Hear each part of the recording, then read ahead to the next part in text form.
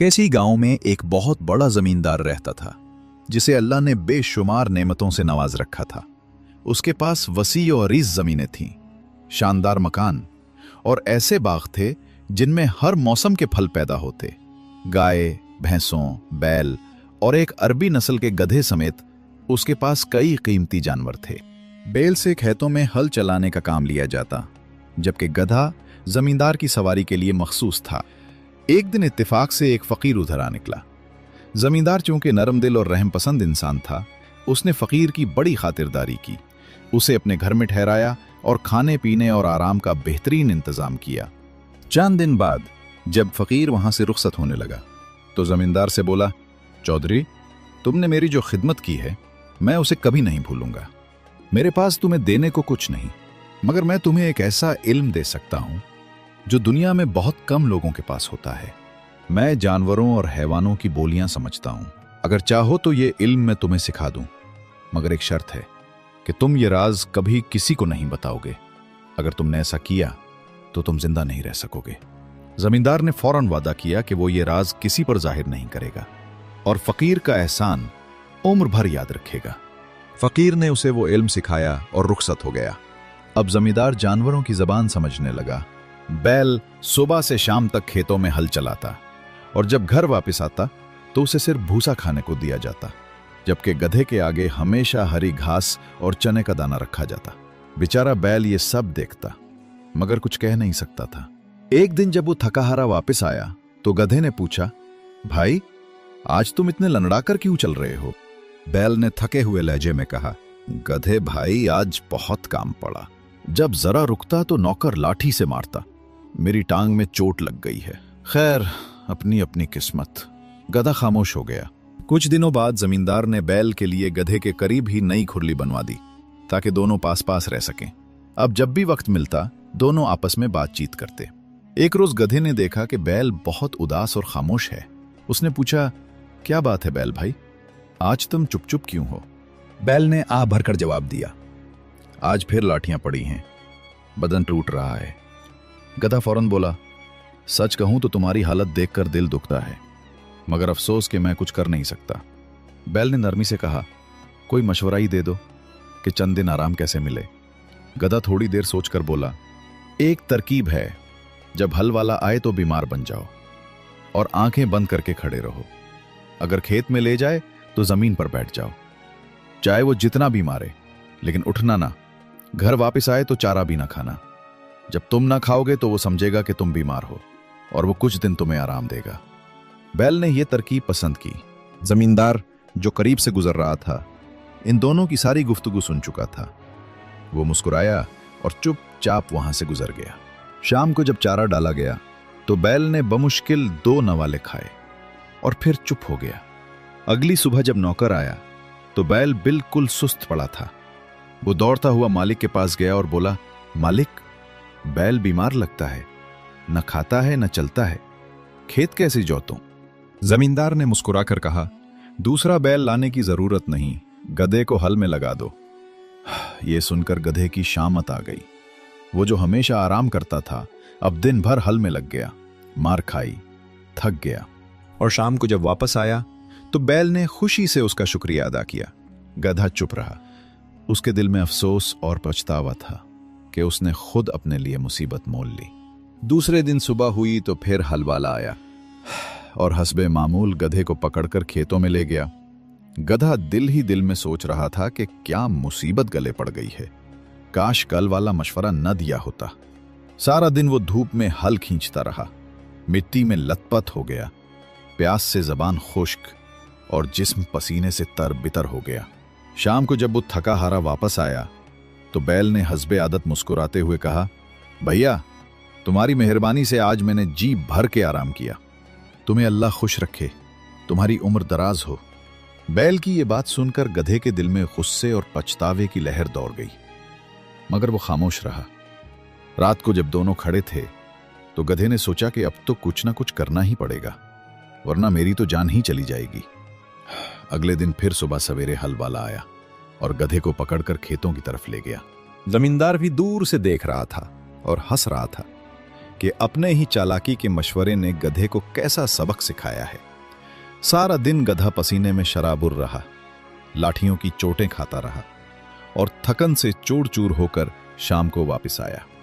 बैल ने फिर शुक्रगुजारी के अंदाज में कहा, भाई, तुम्हारे एहसान का बदला मैं कभी नहीं चुका सकता। आज तो मेरी जान ही जैसे नहीं हो गई है। मगर गधा गुस्से से बोला, बस करो बैल भाई, इन बातों को रहने दो। तुम्हें क्या खबर कि आज मैंने मालिक की जबान से कितनी खतरनाक बात सुनी है। बैल ने चूक कर पूछा, क्या हुआ, कैसी बात? फौरन बताओ, मेरा दिल तो बैठा जा रहा है। गधा आहिस्ता आवाज में बोला, मैंने मालिक को अपने नौकर से कहते सुना है कि अगर बैल वाकई बीमार है और अब उठने के काबिल नहीं रहा तो कल कसाई को बुला लेना ताकि उस पर छुरी चला दी जाए। यह सुनते ही बैल के कान खड़े हो गए। उसका सारा जिस्म कांपने लगा और वो हड़बड़ा कर बोला, ए गधे भाई, ये क्या कह रहे हो?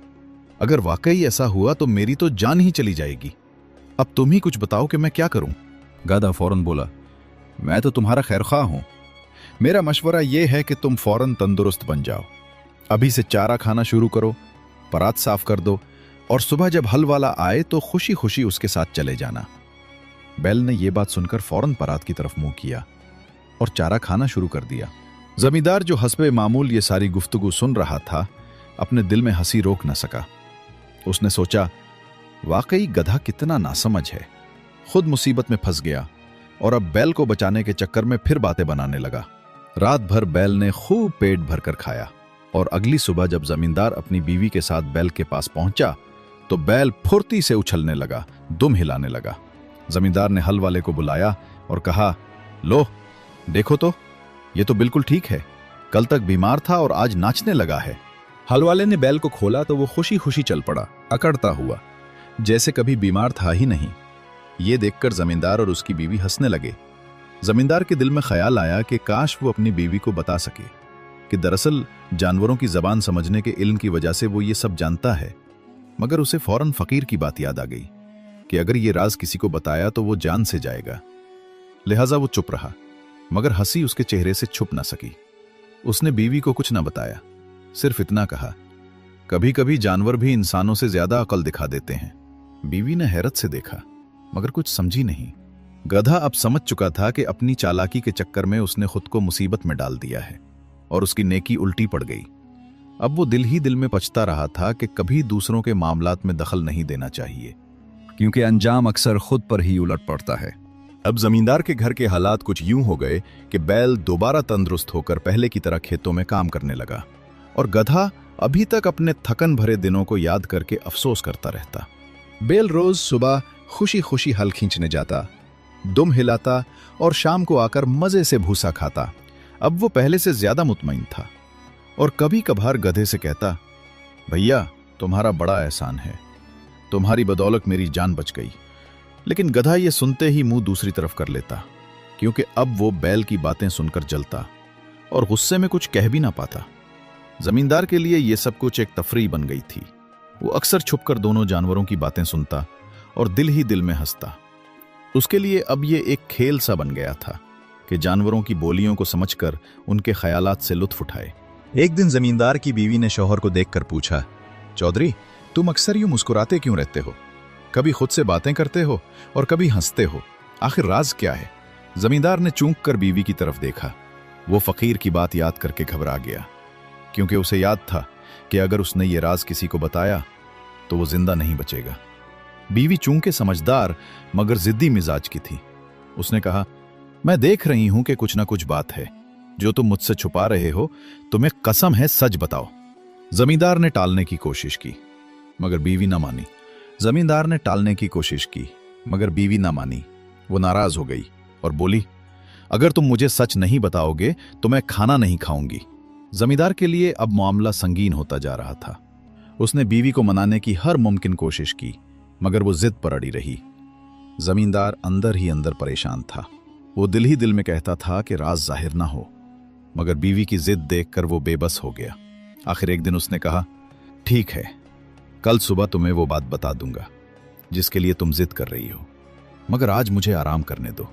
बीवी मुतमईन हो गई और चुप हो गई।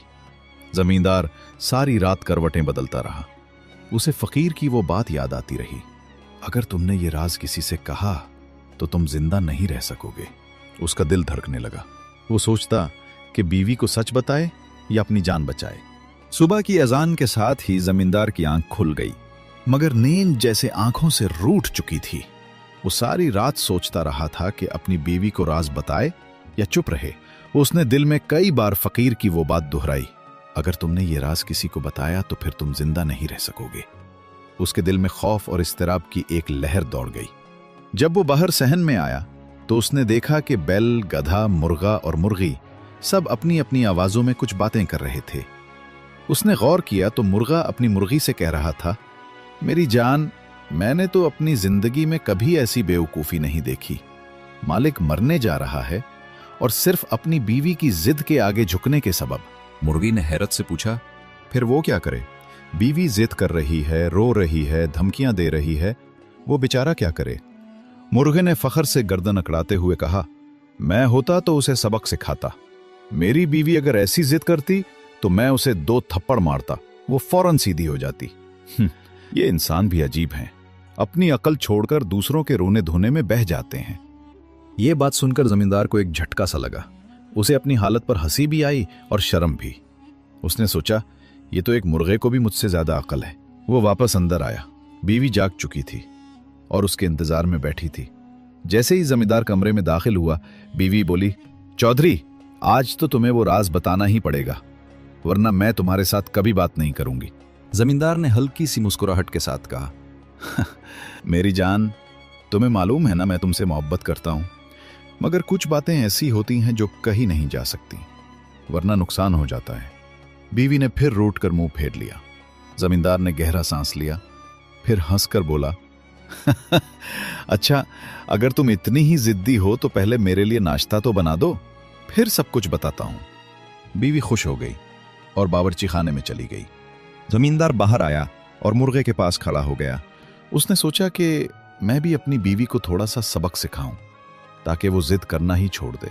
बीवी जैसे ही नाश्ता लेकर आई, जमींदार ने अपनी मसनूई संजीदगी बरकरार रखते हुए कहा, मैं तुम्हें वो राज बताने वाला हूं, मगर पहले तुम वादा करो कि घबराओगी नहीं।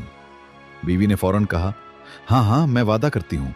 जमींदार ने तंजिया अंदाज में कहा, तो सुनो, आज सुबह मुर्गा मुझसे कह रहा था कि तुम्हारी जगह में होता तो अपनी जिद्दी मुर्गी को 2 थप्पड़ मारता, तो वो सीधी हो जाती। ये सुनकर बीवी का चेहरा सुर्ख हो गया, मगर जमींदार हंसने लगा। वो बोला, अब समझो, अगर मैं अपनी बीवी की जिद में आकर वो राज बता देता तो आज मेरी जान चली जाती, मगर अब मैं समझ गया हूं कि खामोशी बाज़ औक़ात सबसे बड़ा इल्म होती है। बीवी ने शर्मिंदगी से सर झुका लिया और कहा, मुझे माफ कर दो, मैंने तुम्हें परेशान कर दिया। जमींदार ने मुस्कुरा कर कहा, बस मैं यही तुमसे चाहता था। इस वाक़े के बाद जमींदार और उसकी बीवी के दरमियान मोहब्बत और समझदारी मजीद बढ़ गई।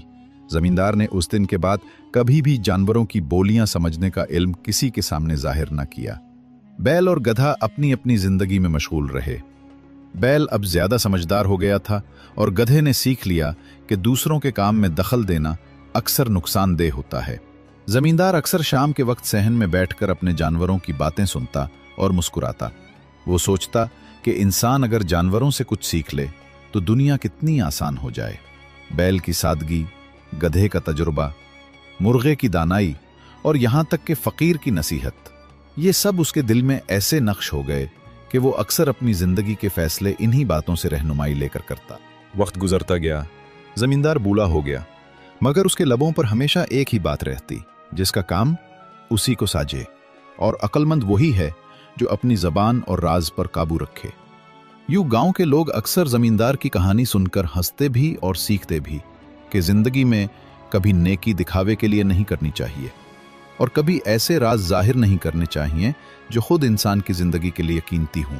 इस पूरी कहानी का असल सबक यही है कि इंसान को दूसरों के मामलात में बिला वजह दखल नहीं देना चाहिए और हर काम वही शख्स बेहतर अंजाम दे सकता है जिसका वो असल काम हो। गधे ने बैल की हमदर्दी में आकर उसको जो चालाकी सिखाई, आखिरकार उसी के गले पड़ गई। नेकी अगर अक्ल के बगैर की जाए तो नुकसानदेह साबित होती है। इस कहानी में जमींदार से भी एक बड़ी बात सीखी जा सकती है कि बाज राज ऐसे होते हैं जिन्हें छुपाना ही बेहतर होता है, क्योंकि हर सच हर जगह बोलना दानिशमंदी नहीं होती। जबान और सब्र पर काबू रखने वाला ही दाना और कामयाब इंसान होता है। जिंदगी में बाज औकात खामोशी सबसे बड़ी समझदारी होती है, और अक्लमंद वही है जो वक्त, मौके और अंजाम को देखकर फैसला करे। दोस्तों, अगर आपको ये कहानी पसंद आई हो तो वीडियो को लाइक और शेयर जरूर करें और हमारे चैनल को भी सब्सक्राइब कर लें। शुक्रिया।